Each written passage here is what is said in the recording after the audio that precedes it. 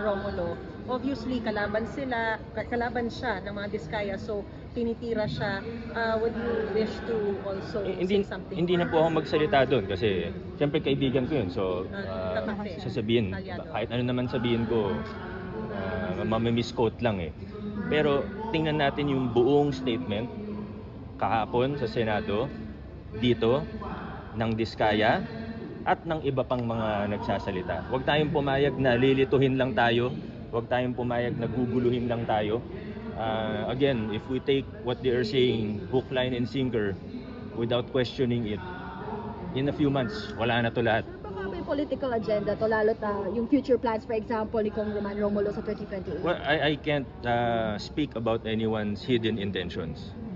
I can only speak about the facts.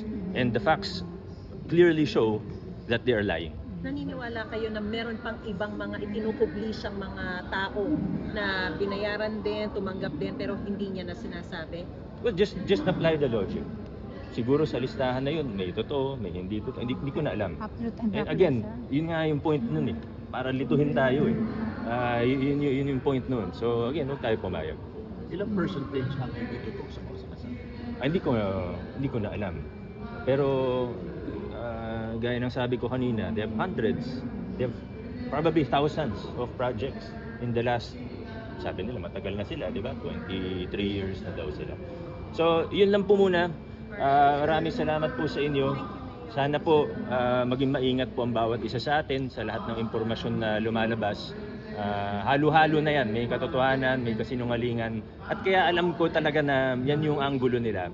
As lately as Thursday morning, meron pong nag-text sa akin na common friend na nakikipag-set si Mr. Diskaya ng meeting sa akin. Siyempre hindi ko papatulan yung gano'n, ba't ako makikipag-usap sa kanya ngayon pa, di ba? Bakit? Pero malinaw na yun nga talaga yung anggulo, yun ang plano. So there may be more to this than meets the eye. Confirm po ba na from Diskaya talaga yung invitation? Confirm na sa Diskaya galing yung invitation? Well, yung common friend namin, wala naman dahilan para magsinungaling. Kaya nga niya dun inaabot yung invitation para makipag-meeting. Pwede niyo siyang tanungin kung totoo na galing sa kanya. Bakit kayo gusto ma-meet nila? Hindi ko alam exactly kasi hindi naman natuloy yung meeting. Pero may nabanggit dun na state witness. So siguro iniisip niya baka makatulong ako sa kanya.